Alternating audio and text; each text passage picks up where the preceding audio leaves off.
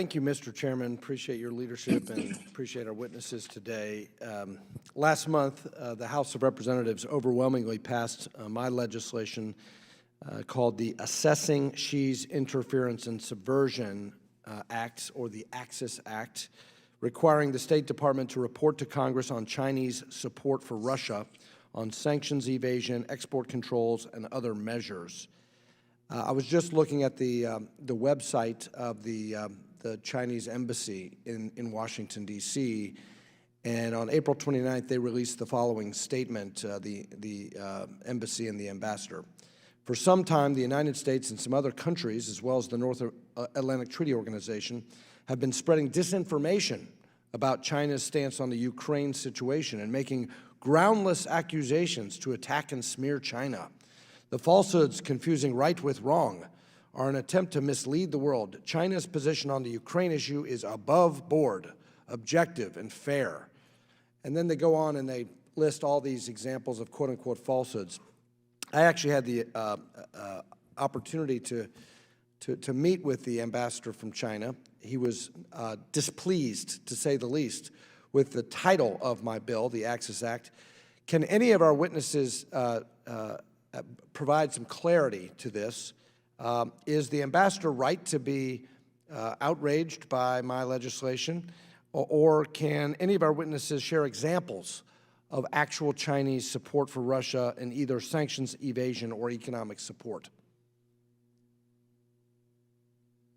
So I can jump in first. So I think it would probably be troubling if the Chinese ambassador was happy with what you passed. So I congratulate you. In terms of China's sanctions invasion, there is, right now we're not seeing any systemic effort from the Chinese side to do so, but the Yale School of Management has a wonderful website that tracks Chinese companies that are still engaging in significant economic business in China. And some of these companies are still expanding their operations. So one company that I would point out is in the semiconductor side. There are questions as to which SMIC might be still trying to provide products to Russia. In terms of Chinese disinformation, I would view what the Chinese embassy has put out on its website as clear disinformation in terms of trying to portray China as taking, as you said, a fair and objective stance, whereas, as we have mentioned today, China's position is far from neutral and is very, I would say at most, not purely fully aligned with Russia, but still very, very pro-Russia. Yeah, I agree. I mean, a post-invasion contract with Gazprom to buy more Russian gas is not neutrality. That is aiding and abetting Putin. Dr. Adel, do you have anything to add? Yeah, I would just also point to the Chinese purchase of foodstuffs in the direct aftermath of the invasion. Actually, sorry, I take that back. I believe it was slightly before, kind of going hand in glove with the No Limits friendship that they announced on February 4th. So I would just echo my colleagues' statements that this is clear disinformation being broadcast as loudly as it can. Let me move on to arms delays to any of our witnesses. Taiwanese Minister of Defense last year stated that the PRC would be capable of mounting a full-scale invasion of Taiwan by 2025. However, the current timetable for deliveries to Taiwan are falling behind. 66 F-16 fighter jets not expected until 2026, 108 Abrams tanks not until 2027, 40 Paladin self-propelled howitzers, that's now been pushed back to 2027.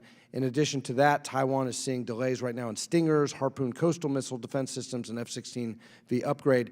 This is unacceptable if we are to deter the CCP's growing aggression. What can the administration do? What can Congress do to expedite the delivery of these arms? I can go, Dan Blumenthal. This is unacceptable. I think we're going to see further delays because the administration is undergoing a policy review on arms sales and has an idea that it's stated about what Taiwan should buy and what it shouldn't buy, which would be fine as far as it goes if we actually had a high-level consultative mechanism that explained to Taiwan what we would do in a conflict and what they would do in a conflict. We have nothing like that. So we're going to see further delays because the U.S. and Taiwan are going to be quietly fighting about which arms to buy and which not to buy. But I agree with your premise, which is we have to, if our intelligence services and INDOPACOM Command are talking about China might go to war in 2027 and 2030, we have to treat arms to Taiwan and exercise and training programs with Taiwan, as if conflict is coming, and just pushing as hard as we possibly can to make sure those arms get into their hands and they're trained well with them. My time has expired, but I hope we've learned our lesson from Ukraine that pre-invasion arms military assistance is a deterrent, and failure to provide that beforehand is an invitation for aggression. I yield back.